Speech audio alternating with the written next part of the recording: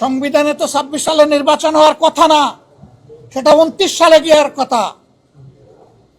এইটাও সংবিধানে ছিল না। জনগণের উইল হচ্ছে সুপ্রিম ল। জনগণ চেয়েছে, এই জন্য ফ্যাসিস্ট সরকারকে জনগণ বিদায় দিয়েছে, কোনো সংবিধানের আলোকে বিদায় নেয়নি। ভালো কিছু হলে অবশ্যই সমর্থন দেব, কিন্তু জনস্বার্থ বিঘ্নিত হলে অবশ্যই তার বিরুদ্ধে আমরা রুখে দাঁড়াবো। আজকের এই ওয়াকআউট তারই অংশ। সম্মানিত সাংবাদিক বন্ধুগণ, আপনারা সকলে জানেন যে এবার নির্বাচন অনুষ্ঠিত হয়েছে। সংবিধান সংস্কার পরিষদ গঠনের জন্য গণভোট এবং সংসদ গঠনের জন্য একটি ভোট হয়েছে।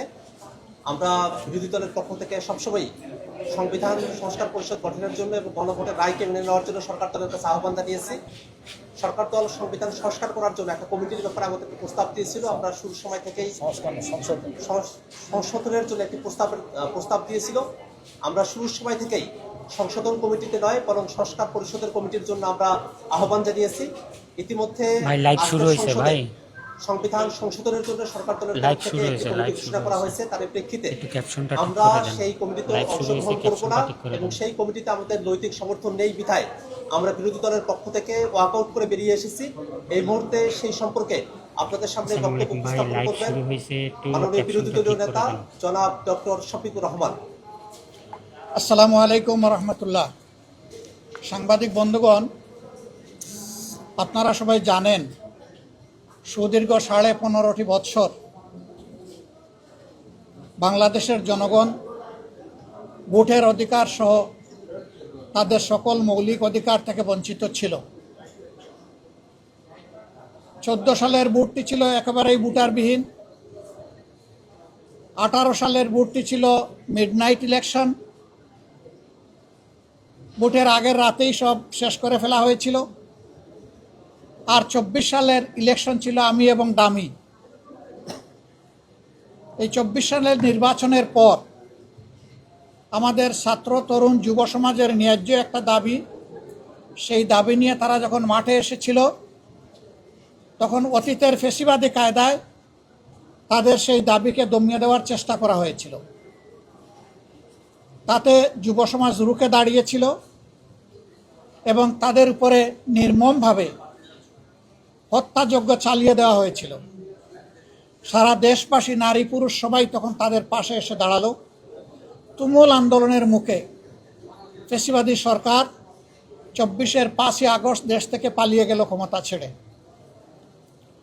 এরপরে বহু প্রত্যাশিত একটি নির্বাচন হলো এবছরের 12ই ফেব্রুয়ারি। একই দিনে আপনারাও সবাই 2টা ভোট দিয়েছেন। এখন যারা সংসদে আছেন তারাও সবাই 2টা করে ভোট দিয়েছেন। সবার হাতে 2টা করে ব্যালট দেওয়া হয়েছিল। কোথাও থেকে একটা রিপোর্ট আসে নাই যে ব্যালট যখন 2টা হাতে দেওয়া হয়েছে তখন বলেছে না আমি একটা নেব আর একটা নেব না। এখন যারা সরকারি দলে আছেন তারাও নিয়েছেন, আমরাও নিয়েছি, সাধারণ জনগণও নিয়েছে। সরকারি দলের নেতা, মাননীয় প্রধানমন্ত্রী, সংসদ নেতা, তিনিও জনগণকে বলেছেন আপনারা গণভোটে হা বলুন। আমরাও জনগণকে বলেছি গণভোটে হা বলুন। তারা ওয়াদা দিয়েছেন জনগণকে, গণভোটে হা বিজয়ী হলে আমরা জনগণের রায় বাস্তবায়ন করব। এই হায়ের দাবি অনুযায়ী 2টা শপথ নেওয়ার কথা, একটা সংসদ সদস্যের শপথ আর একটা সংস্কার পরিষদ সদস্যের শপথ। আমরা বিরোধী দলীয় 77 জন আমরা যারা ছিলাম সবাই আমরা 2টো শপথ নিয়েছি, কিন্তু সরকারি দল তারা এই শপথ একটা নিয়েছেন আর একটা নেন নাই। তারা শুধু সংসদ সদস্য হিসাবে শপথ নিয়েছেন। সে বিষয়গুলো আগেই আমরা আপনাদের সামনে পরিষ্কার করেছি। জাতিকে দেওয়া ওয়াদা তারা এখন যুক্তি তুললেন যে সংবিধানের মধ্যে গণভোটের কোনো প্রভিশন নাই। সংবিধানের ভিতরে যদি গণভোটের প্রভিশন থেকে না থাকে তাইলে 26 সালেও কোনো নির্বাচন নাই। সংবিধানে তো 26 সালে নির্বাচন হওয়ার কথা না, সেটা 29 সালে গিয়ার কথা। এইটাও সংবিধানে ছিল না। জনগণের উইল হচ্ছে সুপ্রিম ল। জনগণ চেয়েছে, এই জন্য ফ্যাসিস্ট সরকারকে জনগণ বিদায় দিয়েছে, কোনো সংবিধানের আলোকে বিদায় নেয়নি। সেই সরকার বিদায় নেওয়ার পরে জনগণের অভিপ্রায়ে একটা সরকার গঠন হয়েছিল এবং সেই সরকারের জারি করা নির্দেশের আলোকেই, আদেশের আলোকেই গণভোট এবং সংসদ নির্বাচন অনুষ্ঠিত হয়েছে। এখন গুস্ত হালাল আর জুল হারাম, একটা যদি হালাল হয় আরেকটা হারাম হয় কিভাবে? তারা এখনো বলছেন এটা সংবিধানে নাই। তাহলে সংবিধানে এই সরকারেরও প্রভিশন নাই এখন যেটা গঠন হয়েছে।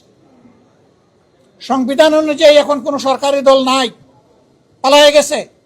সংবিধান অনুযায়ী এখন কোনো বিরোধী দল নাই, সেটাও পালায়ে গেছে।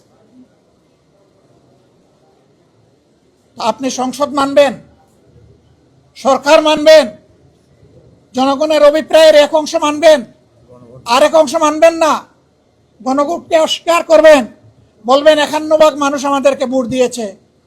তো 68.6% মানুষ যে গণভোটে হা বলেছে, 51% বড় না ওইটা বড়? এই 51% তো বাস্তবায়ন হয়েছে।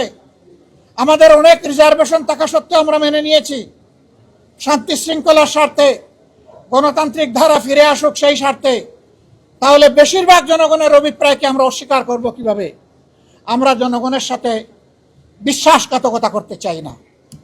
জনগণকে আমরা কথা দিয়েছি, গণভোটের রায় বাস্তবায়নের জন্য সংসদের ভিতরে আমরা লড়ে যাচ্ছি। আপনারা দেখতে পাচ্ছেন আমরা লড়ে যাব এবং একই সাথে জনগণকে সাথে নিয়ে রাজপথে আমরা লড়ে যাব ইনশাআল্লাহ। এ দাবি বাস্তবায়ন না হওয়া পর্যন্ত আমাদের অবস্থান অপরিবর্তিত, আমাদের লড়াই চলবে এবং আমরা বিশ্বাস করি কখনো কোনো জনপদে জনগণের অভিপ্রায় বা রায় কখনো বৃথা যায় না, সেটাই শেষ পর্যন্ত বাস্তবায়িত হবে ইনশাআল্লাহ। বিজয় হবে বিরোধী দলের নয়, বিজয় হবে 18 কোটি মানুষের। যারা গণভোটের পক্ষে অবস্থান নিয়েছে বিজয় হবে তাদের।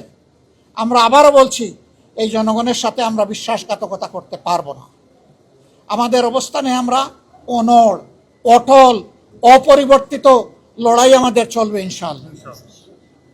দেশ সরকারি দলেরও নয়, বিরোধী দলেরও নয়, এই দেশ 18 কোটি মানুষের। সুতরাং 18 কোটি মানুষের রায়, স্বার্থ, অধিকার উপেক্ষিত হবে আর বিরোধী দল বসে বসে সংসদের ভিতরে সমর্থন দিবে, সে বিরোধী দল আমরা নই। ভালো কিছু হলে অবশ্যই সমর্থন দেব, কিন্তু জনস্বার্থ বিঘ্নিত হলে অবশ্যই তার বিরুদ্ধে আমরা রুখে দাঁড়াবো। আজকের এই ওয়াকআউট তারই অংশ। আপনারা সাথে থাকবেন, আপনাদেরকে সাথে নিয়েই আমরা জনগণের এই রায় বাস্তবায়ন করব, এই দাবি আদায় করব ইনশাআল্লাহ।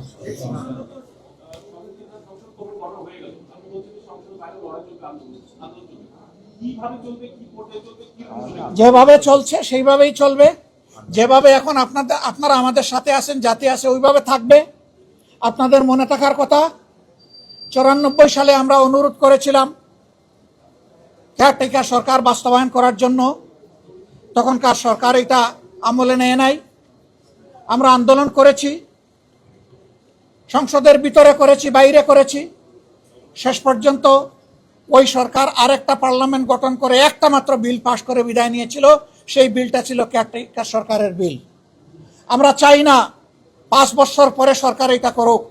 আমরা চাই সরকার তাদের দেওয়া ওয়াদায় ফিরে আসুক, জনগণকে সম্মান করুক, অবিলম্বে তা বাস্তবায়ন করুক।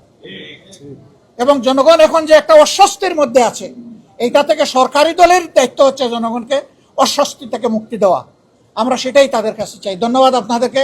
সবাই ভালো থাকবেন। আল্লাহ হাফেজ। বাংলাদেশ জিন্দাবাদ। আসসালামু আলাইকুম রহমতুল্লাহ।